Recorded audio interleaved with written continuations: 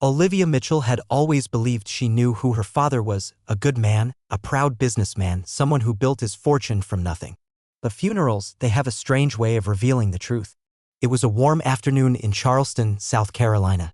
The air smelled of magnolias and something heavier, something she couldn't name. Outside St. Andrew's Church, friends and family gathered, whispering in small circles. Everyone wore black. Everyone pretended they knew Charles Mitchell, the real Charles Mitchell. Olivia stood next to her mother, Linda, both dressed in heavy fabrics, both lost in their own storms. When the service ended and the coffin was lowered into the earth, Olivia didn't cry. She just stared, wondering if she was mourning a man or a myth.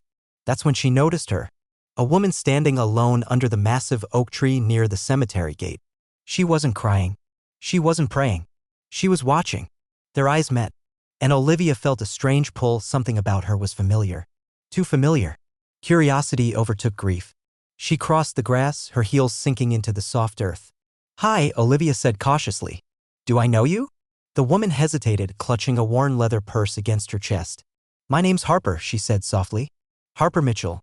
I'm your sister." The world shifted. A sharp intake of breath. Silence roared in Olivia's ears. Sister? It couldn't be.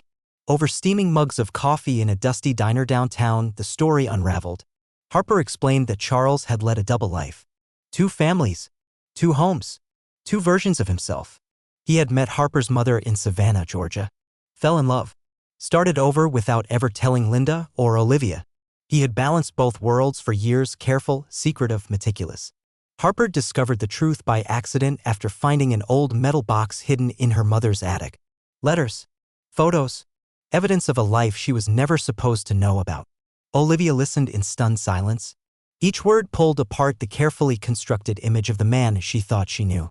But the surprises weren't over. The next morning, Olivia was called to her father's lawyer's office. There, in a solemn room lined with heavy books, she received her father's final letter. The will was clear. Olivia and Harper were to inherit everything together. The vineyard in Napa Valley. The mansion in New Orleans. The investments. The legacy. But there was a condition. Together, they had to travel to Maple Hollow, Vermont, a place neither had ever heard of. There, they were to find his childhood home and place a single white magnolia flower on the porch. It sounded strange. But what choice did they have? The drive to Maple Hollow felt endless. Rolling hills. Misty mornings. Roads that twisted like questions Olivia couldn't answer. The town itself was frozen in time. Wooden fences. Tiny shops. An old library with broken shutters. They found the house easily, an abandoned cottage smothered in ivy. Its windows like blind eyes. Olivia's heart raced as they approached. She gently placed the flower on the crumbling porch steps. The moment it touched the wood, the front door creaked open. Inside, the house smelled of dust and memory. On a broken table near the door, an old journal. Harper picked it up carefully. Inside, page after page of a boy's angry, desperate handwriting. Charles had grown up here, in a home full of violence and fear. He had run away at 17, vowing to become someone better. Someone different. And he had, until the weight of his secrets crushed him. In the final entry, Charles wrote, "Forgive me. I wanted to be a good father, but I only knew how to survive." Olivia closed the journal with trembling hands. Maybe she thought they could start over. Maybe family wasn't about blood. Maybe it was about choice. But that fragile hope shattered that night. A phone call. The lawyer, voice tight, almost apologetic.